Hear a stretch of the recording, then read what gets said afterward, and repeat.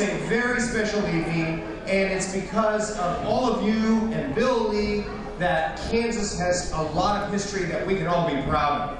Governor Brownback and I want to thank you personally for that, and we have a proclamation from the governor and about tonight, and I have my daughter Serena is actually going to read the proclamation for us. All right.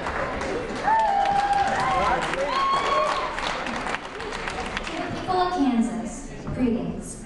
Whereas this Kansas Music Hall of Fame was established in 2004 to honor and recognize performers and others who have made significant contributions to the musical history of the state of Kansas and the greater Kansas City metropolitan area. And whereas the Kansas Music Hall of Fame endeavors to promote public interest in musicians of the past and encourage those of the present and future. And whereas this year, the Kansas Music Hall of Fame will induct the devastating Dinks,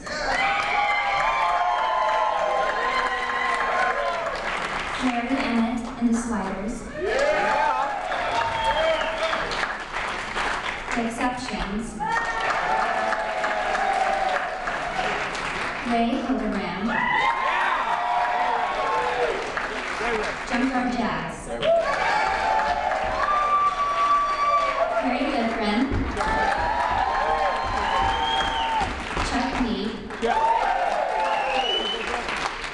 Mystic Number National Bank, Playmate Goose Band, The Tempest,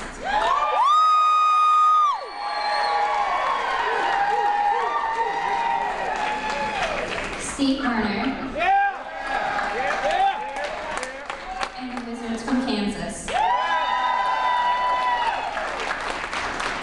And whereas the state of Kansas supports the efforts of the Kansas Music Hall of Fame, the governor of the great state of Kansas, Sam Brownback, now proclaims this day Kansas Music Hall of Fame Day.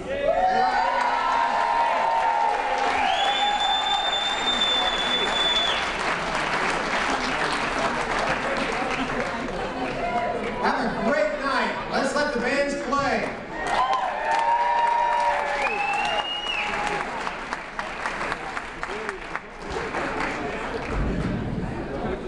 Wow. Things like this are nice. And we certainly appreciate the governor and lieutenant governor for Thinking of us.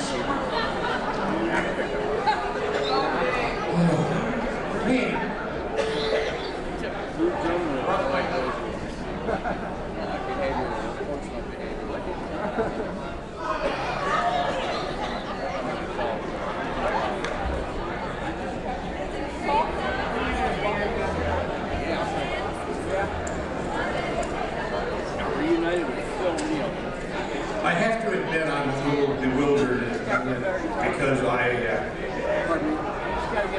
have misplaced my keys and my checkbook. And, I can't get home without one and can't do much else without the other. our next set of inductions starts with someone I've gotten to know over the past few years. He just lives a few miles west of me in Barrington, Kansas, between here and Topeka. He spent a lot of time in a band called, of all things, Kansas.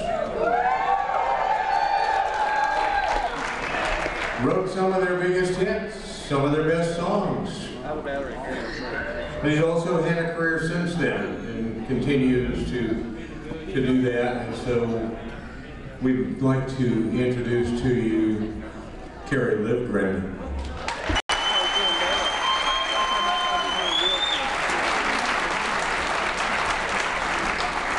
The next inductee is from Lawrence, and played around town in a lot of bands over the years. And I remember I used to harass him all the time when he worked at Richard's Music behind the counter. I had a lot of spare time on my hands, so I'd hang out there and and annoy him, and I'd tell him about some music things that I knew, and he'd tell me about more music things that he knew. And when he finally left town, he had been playing in a duet called Dos Cajones, and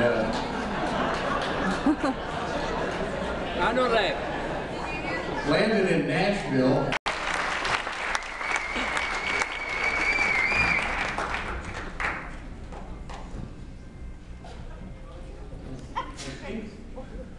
Back in